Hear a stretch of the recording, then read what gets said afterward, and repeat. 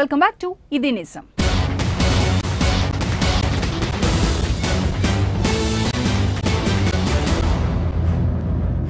రాష్ట్ర విభజన తప్పదని ప్రకటించిన కాంగ్రెస్ ఆ దిశలో చురుగ్గానే చర్యలు చేపడుతోంది. సీమాంధ్రుల వాదనలు వినేందుకు, వారి సమస్యలు పరిష్కరించేందుకు నలుగురితో హైలెవెల్ కమిటీ ఏర్పాటు చేసింది. ఈ కమిటీ వల్ల ప్రత్యేక తెలంగాణకు బ్రేక్ పడినట్టే అని సీమాంధ్ర నాయకులు భావిస్తున్నా అలాంటిదేం లేదన్నది హైకమాండ్ సూచన. మరి ఈ నేపథ్యంలో వేర్పాటువాదులు, సీమాంధ్రుల వాదనలు ఎలా ఉన్నాయి? ఎవరేమంటున్నారు? కాంగ్రెస్ హైలెవెల్ కమిటీపై విపక్షాల అభిప్రాయం ఏంటి? జేఏసీ స్పందన ఎలా ఉంది?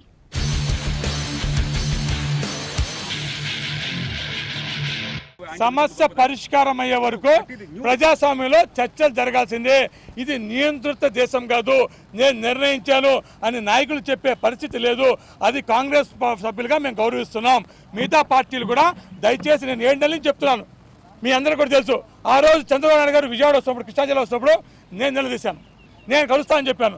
దయచేసి మీరు తెలంగాణ అనుకూలంగా లెటర్ ఇచ్చారు, దానివల్ల అన్ని పార్టీలు ప్రమాదం వస్తుంది, ముందుకెళ్ళే అవకాశం ఉంది, దయచేసి మీరు కనువిప్పు కలిగి ఆ రోజు చెప్పాను.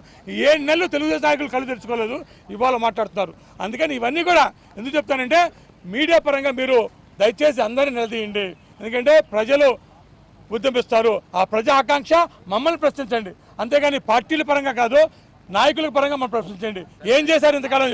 నేను ఉద్యోగ నాయకులతో కూడా మాట్లాడుతున్నాను, దయచేసి సమ్మె ద్వారా ప్రజలకు ఇబ్బంది కలిగించకండి.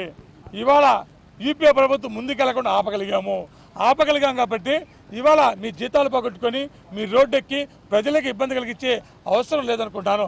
అవసరమైనప్పుడు వాడుకుందాం, అది బ్రహ్మాస్త్రం, అది విచ్చలవిడిగా వాడే అస్త్రం కానే కాదని కూడా నేను వాళ్ళతో మొన్న రోజు మాట్లాడుతున్నాను. మనం విజయవాడ వచ్చినప్పుడు ఆ రోజు కూడా మాట్లాడాను. ఖచ్చితంగా ఎందుకంటే వాళ్ళ ఆందోళనలో ఉన్నారు, భయంతో ఉన్నారు. తెలంగాణ సంస్కృతి సంస్కారం మేరకు మేము చాలా ఒక ప్రజాస్వామ్య రీతిలోనే మా నిర్ణయాన్ని కానీ మా డిమాండ్ని కానీ వారి ముందు పెట్టడం జరిగింది. చివరికి వారు తెచ్చుకున్నటువంటి సర్వే రిపోర్ట్స్ కానీ కన్సల్టేషన్స్ కానీ వారు ఒక నిర్ణయం తీసుకున్నారు. నిర్ణయం అయిపోయింది, నిర్ణయం అవుతుంది అని తెలిసింది కూడా. నిర్ణయం అయ్యే ముందు కూడా, ప్రకటించే ముందు కూడా సోనియా గాంధీ గారిని కూడా మరి తెలంగాణ నుంచి కాదు అటువైపు నుంచి సీమాంధ్ర నాయకులు కూడా కలవడం జరిగింది, ఎంపీలు మంత్రులు కూడా కలవడం జరిగింది. వారేమన్నారంటే we will take care of your interest, don't worry అని చెప్పి కూడా ఆమె చెప్పడం జరిగింది. She has assured them by herself, Sonia Gandhi, మీ ఒక బాగోగులు మేము చూసుకుంటాము, మీరు అనవసరంగా దానిపైన ఇన్సెక్యూర్గా ఫీల్ అవ్వద్దు, బాధపడద్దని చెప్పి వారికి అష్యూరెన్స్ ఇచ్చిన తర్వాతే ఈ ప్రకటన జరిగిందని చెప్పి కూడా తెలియజేస్తున్నాను. ఈ ప్రకటన తన సొంతగా చేసిందని కాదు, సిడబ్ల్యూసీ పెట్టడం, మరి యూపీఏ భాగస్వాములందరితో కూడా మాట్లాడి భాగస్వాముల తరఫున కూడా ఈ నిర్ణయం వచ్చింది. కాబట్టి ఆమెను ఒక్కరిని ఊరికేనే టార్గెట్ చేస్తూ ఆమెను కించపరిచే విధంగా చేసే రీతి మంచిది కాదని చెప్పి నేను మా సీమాంధ్ర నాయకులకి, నేతలకి, ప్రజలు కూడా తెలియపరుస్తున్నారు. సమైక్య ఆంధ్ర, ప్రత్యేక తెలంగాణ, ఇలా ఎవరి వాదనలు వారివి. రాష్ట్ర విభజనకే కాంగ్రెస్ కట్టుబడినా ఎలాగైనా ఆపాలన్న సీమాంధ్ర ఎంపీ తపన అది. ఇన్నాళ్లకు ప్రకటించిన ప్రత్యేక తెలంగాణను ఎలాగైనా నిలబెట్టుకోవాలన్న ఇక్కడి వారి వేదన ఇది. ఇలా ఒకే పార్టీలో 2 అభిప్రాయాలు, వాదనలు, ఇది రాష్ట్ర కాంగ్రెస్లో విచిత్ర పరిస్థితి. దీన్ని చక్కదిద్దేందుకే కాంగ్రెస్ హైకమాండ్ నలుగురితో హైలెవెల్ కమిటీ ఏర్పాటు చేసింది. అందరి వాదనలు సావధానంగా వినే ఈ కమిటీ సమస్య సామరస్య పరిష్కారంపై దృష్టి పెట్టనుంది. మరి ఈ కమిటీపై రాష్ట్ర కాంగ్రెస్ నేతలు ఏమంటున్నారు? సార్, మేడం నిర్ణయం తీసుకుంది కాబట్టి వాళ్ళు కూడా మేడం నిర్ణయానికి కట్టుబడి ఉంటే బాగుంటుంది అన్న విషయాన్ని మేము చెప్పడం జరిగింది. రాబోయే రోజుల్లో తెలంగాణ రాష్ట్రం ఏర్పడడం ఖాయం కాబట్టి మీరు చేసిన కృషి బాగానే ఉంది కాబట్టి మీరు దయచేసి మీరు ఓపికతో ఉండండి. వాళ్ళు తొందరపడ్డా మీరు తొందరపడద్దు, వాళ్ళ ఆవేశం మీద, కోపం మీద ఉన్నారు కాబట్టి మీరు మాత్రం ఓపిక ఉండండి. వాళ్ళు ఏమన్నా మీరు తొందరపడకండి, తప్పకుండా మీరు అనుకున్న కోరిక త్వరలో నెరవేరుతుంది. ఇది ఆ ప్రాసెస్, కాన్స్టిట్యూషన్ ఆబ్లిగేషన్ ఫార్మాలిటీస్ ఒక 5-6 మంత్స్ పడుతుంది కాబట్టి మీరు దయచేసి వాళ్ళ సోదర భావంతో వాళ్ళు తొందరపడ్డా మీరు తొందరపడద్దు అని చెప్పి చెప్పడం జరిగింది. సీమాంధ్రలో ఎడ్యుకేషన్ జరుగుతున్నటువంటి మిత్రులు కానీ, సోదరులు కానీ అందరికీ కూడా మరొకసారి ఇక్కడ ఉద్యోగస్తులు కూడా అభద్రతా భావంలో చేస్తున్న వ్యవహారం కానీ ఇవన్నీ కూడా దయతో మీరు అందరూ ఆలోచించండి, ప్రశాంతంగా ఆలోచించండి. 2 రాష్ట్రాలు ప్రశాంతంగా అందరం కూడా సుఖంతో ఉండి అభివృద్ధితో ఉండే పరిస్థితి ఉంది.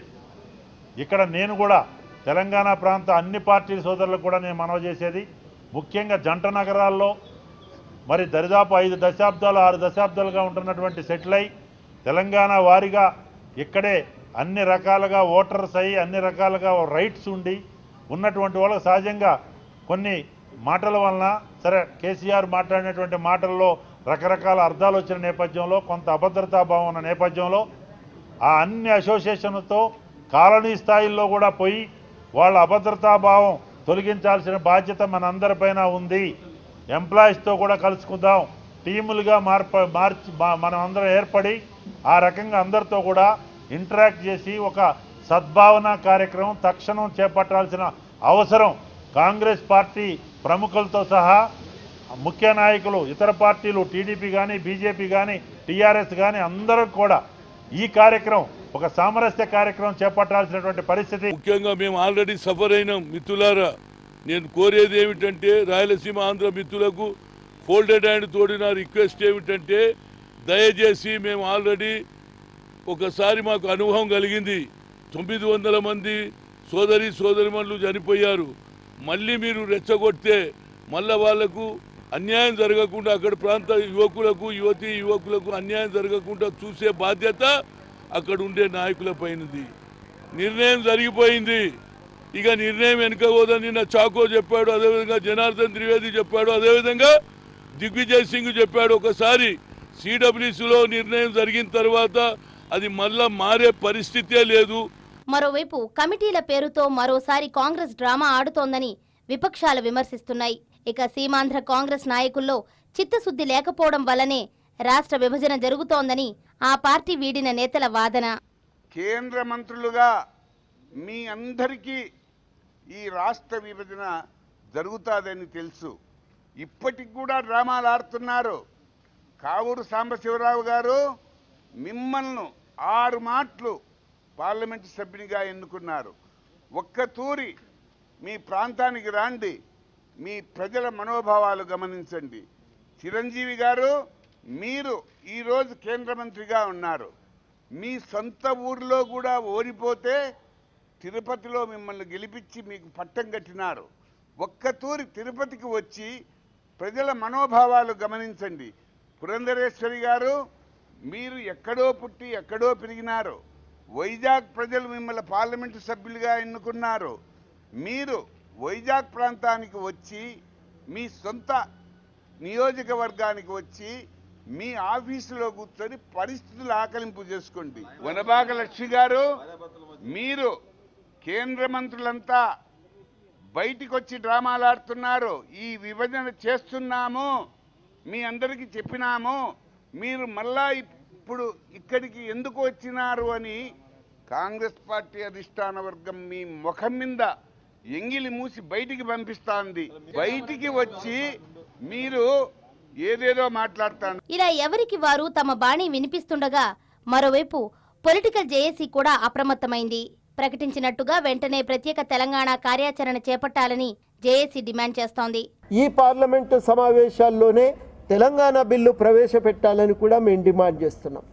ఈ మధ్యకాలంలో మేము వింటున్నాం హైదరాబాదు యూటీ అని, అదేవిధంగా శాంతి భద్రతలను మాత్రమే కేంద్రానికి ఇస్తాము, మిగతా అధికారాలు తెలంగాణకే ఉంటాయని చెప్తున్నప్పటికీ ఇవాళ కొంతమంది చెప్తున్నారు ఈ ప్రతిపాదనల పేరుతో హైదరాబాదుపై తెలంగాణకు ఉండేటువంటి హక్కును ఇవాళ నేలరాచేటువంటి ప్రయత్నం జరుగుతున్నది, కాలరాచే ప్రయత్నం జరుగుతున్నది. మేము వీటన్నింటినీ ఈ ప్రతిపాదనలన్నింటినీ మేము తిరస్కరిస్తున్నాం. హైదరాబాదు తెలంగాణలో అంతర్భాగంగా గుర్తించాల్సిందేనని చెప్పి మేము డిమాండ్ చేస్తున్నాం. అదేవిధంగా ఇవాళ మరి ఉద్యోగులకు వాళ్ళ సమస్యల మీద పోరాటం చేసే హక్కు ఉంటుంది. కానీ తెలంగాణ ప్రజల ఆకాంక్షకు అడ్డుపడేటువంటి ఆలోచనతో ఇవాళ సీమాంధ్ర నాయకులు ఉద్యోగులను ముందుకు తీసుకొచ్చి పెట్టిండ్రని చెప్పి మేము భావిస్తున్నాం. ఆ ఉద్యోగస్తులు తెలంగాణ ప్రాంత ఉద్యోగస్తులను ఇక్కడ రెచ్చగొట్టేటువంటి ఒక ప్రయత్నం కూడా చేస్తున్నారు. ఇది మంచిది కాదని మేము విజ్ఞప్తి చేస్తున్నాం. ఈ ప్రాంతంలో మేము ఇంతవరకు కూడా శాంతి సద్భావనని ప్రతిపాదిస్తున్నాం. ఈ నేపథ్యంలో కొన్నాళ్లుగా సీమాంధ్రలో ఆందోళనల పర్వం కొనసాగుతుండగా త్వరలో మరోసారి తెలంగాణలో అవే పరిస్థితులు తలెత్తే సూచనలు కనిపిస్తున్నాయి. ఇవన్నీ వెరసి రాష్ట్రంలో అస్తవ్యస్త పరిస్థితులకు దారితీస్తున్నాయన్నది సామాన్యుల మాట.